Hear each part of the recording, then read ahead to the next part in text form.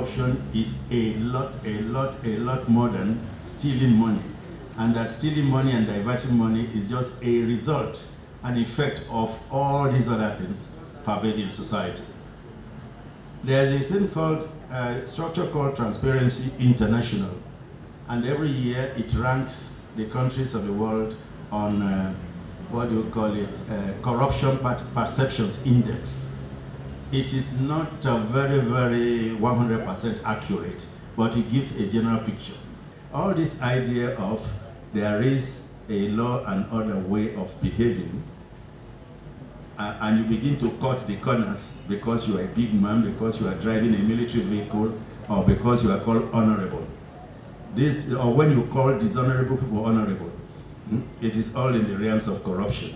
Because the country is corrupt, it reduces investment and productivity, and that lowers your income level and increases poverty level, and creates more corruption, and it becomes a vicious circle. Merit. October 1st, you wait and see the list of awardees of national honors, and you wonder whether they are being honored or being dishonored. So those who serve the country are not recognized, but mediocrity is shown as the same. To government itself. This road is spoiled somewhere. Tomorrow the governor says, I'm going to fix it. Nobody has asked whether if you fix it, you'll be creating more problems with the stream down there. Whereas if you were thinking strategically, you would have thought, what will be the root cause of this? And what will be the most effective way of doing it? And how can I mobilize the resources so that what I do will be long-lasting? But today we put on the surface, and next rainy season it spoils again, corruption. And then I want to relate it specifically to education now. What we do in education, every government tells you is spending billions.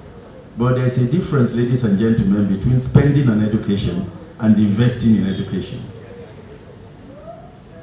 If with your budget, you create new government parastatals, new directorates, new vehicles, new international conferences on education, that is mere spending on education.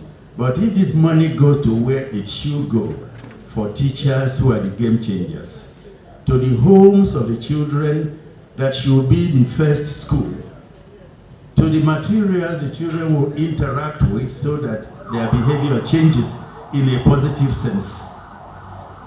The infrastructure they use that is not, what do you call it, that is not the one you build today and tomorrow is blown up by the wind, and you spend more money inaugurating it than you spend in building it, you are merely, you are merely throwing money like that. But if you do this, if you invest, if you spend on these things, these aspects that have multiplier effects on the future of the children and the nation, you are investing in education. And since the nation is not investing in education and mere spending, the education system itself is corrupted. So the same thing with government and governance. The structure, the paraphernalia is government. But if that paraphernalia doesn't do the work it's supposed to do, there is no governance. And in our own set, whether you accept it or not, we have no governance. I don't care who you voted for.